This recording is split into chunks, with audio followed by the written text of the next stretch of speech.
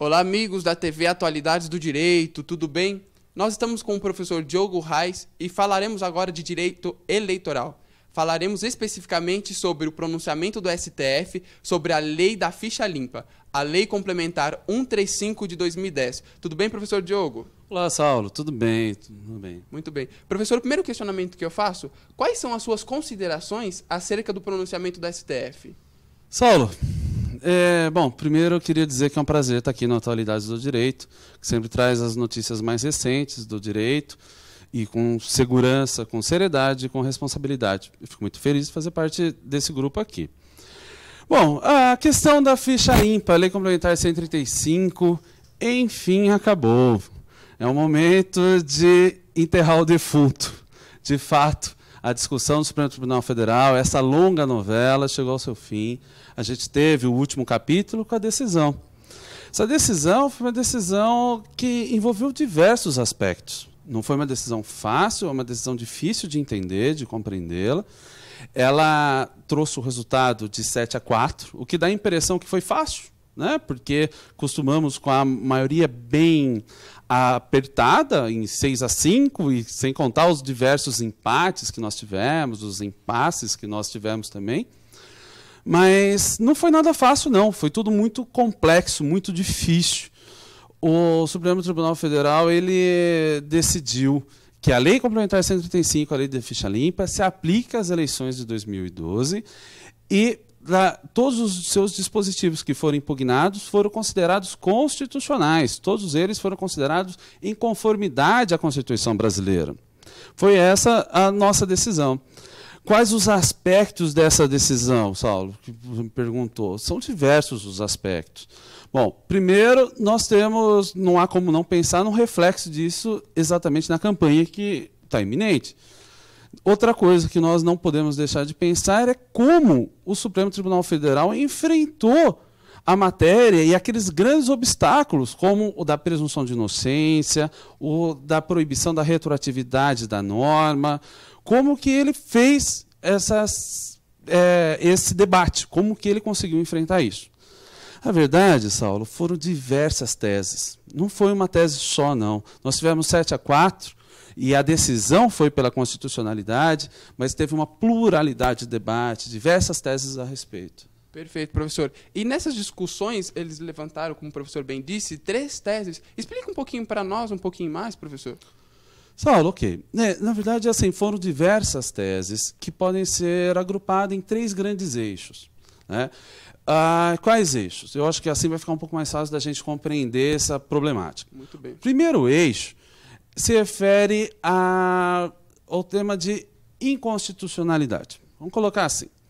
Nesse primeiro eixo, nós tivemos decisões dizendo, olha, dentre os dispositivos impugnados, alguns não merecem ser considerados constitucionais. E os que não merecem por principalmente 2 motivos.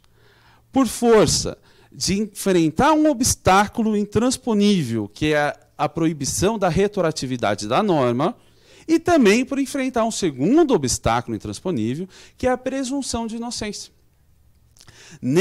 Essa tese, e os que seguiram essa tese, que foram os ministros Dias Toffoli, ministro Gilmar Mendes, o ministro Marco Aurélio distinguiu um pouquinho para não ficar tão igual aos demais, mas enfim, ele adotou a irretroatividade, mas não a questão da presunção, e o ministro César Peluso e o ministro Celso de Mello. Esse eixo, ele diz o seguinte, olha, não dá para ultrapassar o problema da retroatividade da norma. Essa lei prevê situações como é o caso, Saulo, da linha K, lá do artigo 1º, inciso 1. Nessa situação, ele diz o seguinte, olha, grava-se com inelegibilidade aquele que renunciou.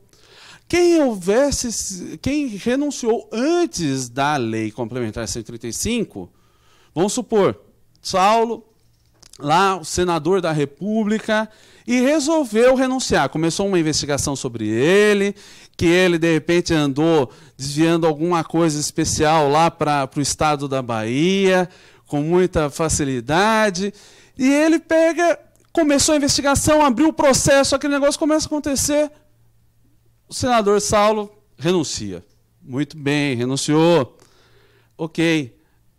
Ele renunciou, vamos supor, em 2008. Chega a lei aqui em 2010. Ele pode sofrer? Então, quem entendia pelo eixo da inconstitucionalidade disse, não dá, né? Não dá para uma lei de 2010 trazer uma consequência para um ato que ocorreu em 2009, 2008, ou seja, em 2010, antes da edição da lei. Então, encontrou ali uma barreira intransponível e disse, por isso é inconstitucional. Depois, outra barreira intransponível foi a questão da presunção de inocência.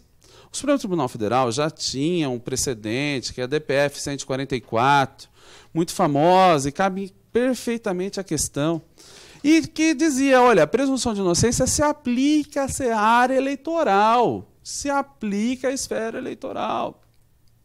Nessa ocasião,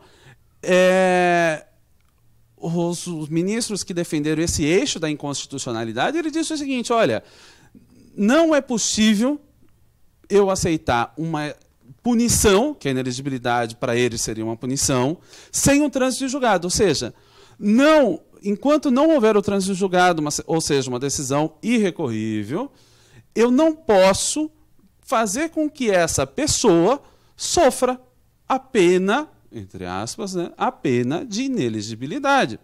Em contrário, esse grande eixo veio nesse sentido.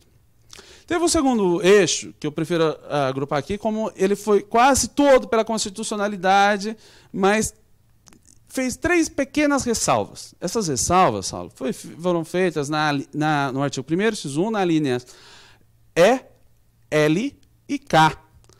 Vamos dar uma olhadinha nessas alíneas para que a gente consiga entender com mais precisão. Começando pela linha E. O que a linha E acaba trazendo? Vamos dar uma olhadinha nesse slide. Veja, a linha E, ela diz, os que forem condenados em decisão transitada em julgado ou proferida por órgão judicial colegiado, desde a condenação até o transcurso do prazo de 8 anos. Vejamos agora a linha L. A linha L, ela diz o seguinte, os que forem condenados à suspensão dos direitos políticos em decisão transitada em julgado ou proferida por órgão judicial colegiado por ato doloso de improbidade administrativa que importe lesão ao patrimônio público e enriquecimento ilícito, desde a condenação ou o trânsito em julgado. Esse eixo, ele diz o seguinte, olha, deve-se aproveitar o prazo entre a condenação e o transcurso do prazo de 8 anos, ou seja, desde a condenação já começa a contar o prazo de 8 anos da inelegibilidade. Essa foi a ressalva. Tanto para a linha E, quanto para a linha L. Já na linha K, que se refere à renúncia, esse eixo de decisão, que os adeptos dessa tese foram os ministros Luiz Fux e a ministra Carmen Lúcia, resolveram ainda declarar inconstitucional a expressão sublinhada, que é o oferecimento de representação ou petição capaz de autorizar.